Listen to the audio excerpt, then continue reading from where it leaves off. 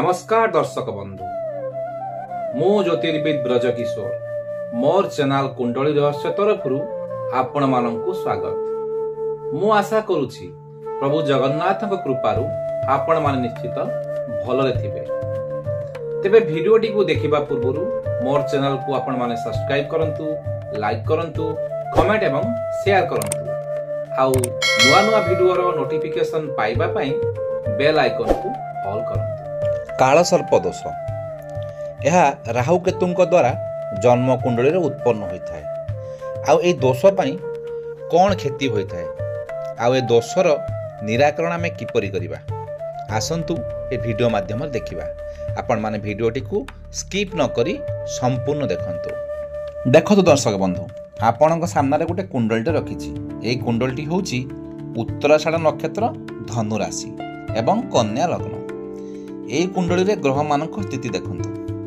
पंचम रे राहु अछंती, एकादश रे केतु अछंती, किंतु बाकी समस्त ग्रह ए राहु केतुंकर तळे अछंती। जदि कुंडली रे एही परि अवस्थिति थाए ताले आपण जानंतु एटा होछि कालसर्प दोष।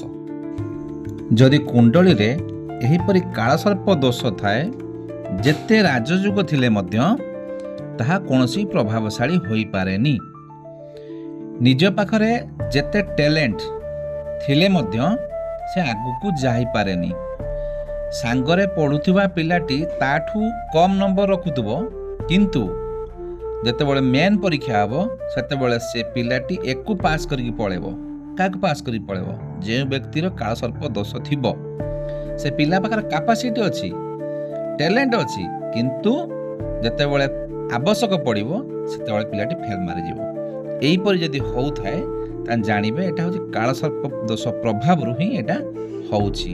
आ एही कालसर्प दोषर प्रतिकार करिबा निहाती आवश्यक। आ जदि को प्रतिकार न करंती पिलाटी सबु क्षेत्र रे प्रत्येकटी कंपटीशन रे निश्चित हारि जिवो। जदि आपणक परिवार रे कोनोसी व्यक्तिंकर ए कालसर्प दोष थाए तेबे आपण वैदिक ब्राह्मण मानक सह जोगाजोग करी ताहार प्रतिकार करिबे।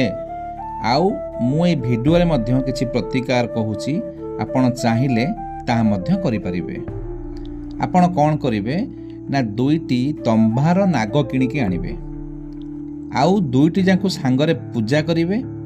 गुटे नाग को नै शिव मंदिर रे रखि दे आसीबे। आउ अन्य नागटी को एक टोके रे रखी कोनोसी नदी रे भसई दे आसीबे।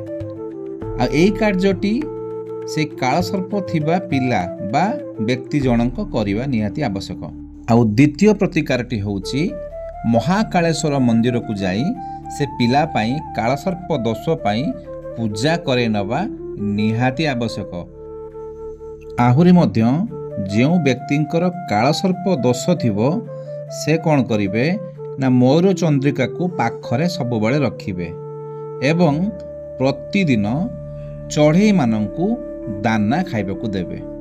आपण एटा को निश्चित करंतु, कारण ए सामान्य जिनस आपण जे न करूछंती तबे आपणक पिला निश्चित हैरान ले पड़िबो। रहउची दर्शक बंधु, पुणी देखा हबो आउ एक नुआ वीडियो रे। विदाय दियंतु। नमस्कार।